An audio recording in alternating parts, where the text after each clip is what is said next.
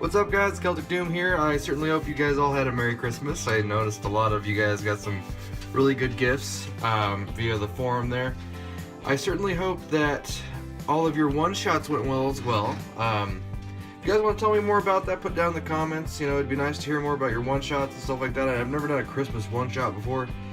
I'm just kind of curious what that would entail, or what some of the story ideas you guys have with that. But most importantly, I certainly hope all of your families are well, and then we're going to be coming into this new year with everyone happy, healthy, and rolling plenty of dice.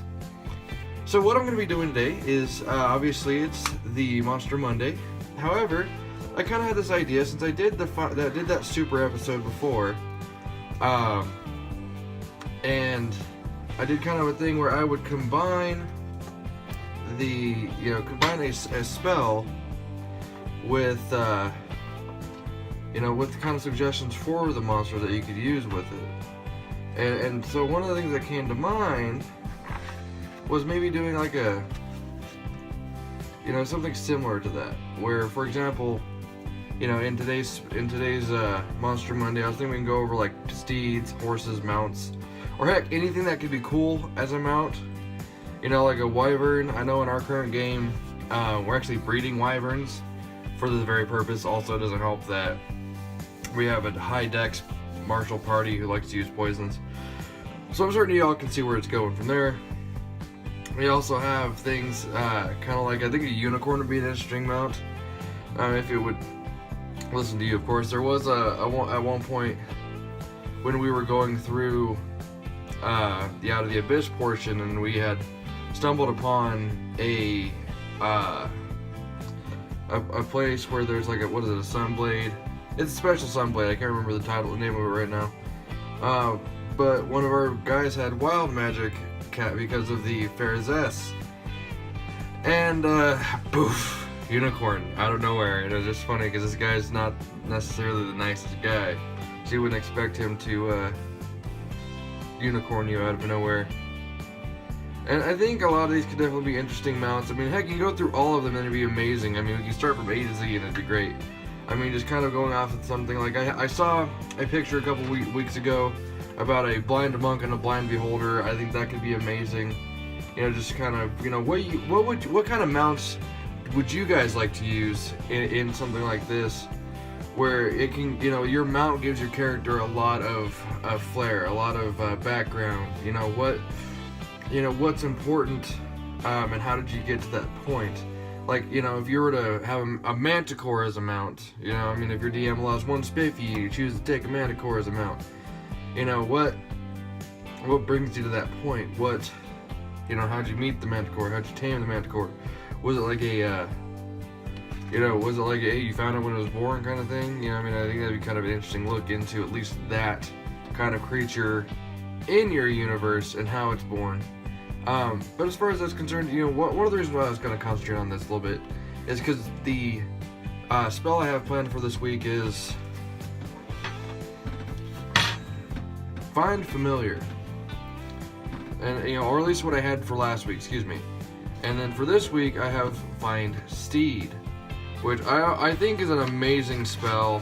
I am bummed that it's second level and limited to a very specific class.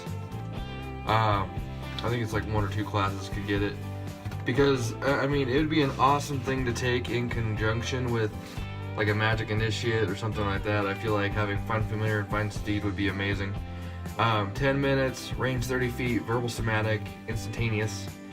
You summon a spirit that assumes a form of an unusually intelligent, strong, and loyal steed, creating a long-lasting bond with it.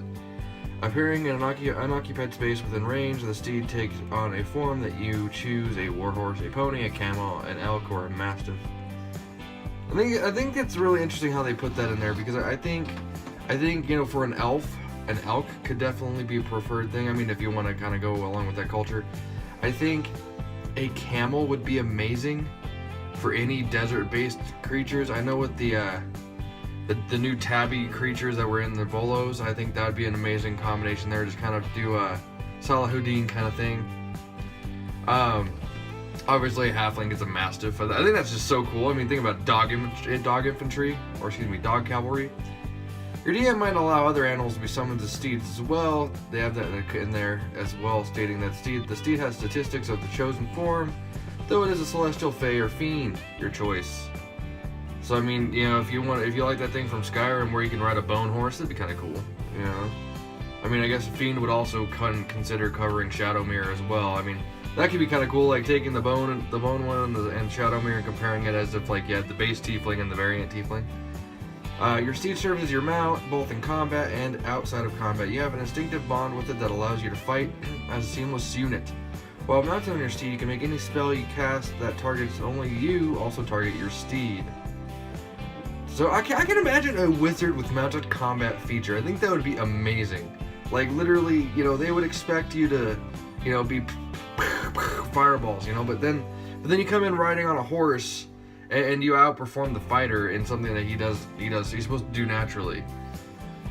When the steed drops to 0 hit points, it disappears, leaving behind no physical form. You can also dismiss your steed at any time as an action, causing it to disappear. In either case, casting the spell again summons the same steed, restored to its hit point maximum.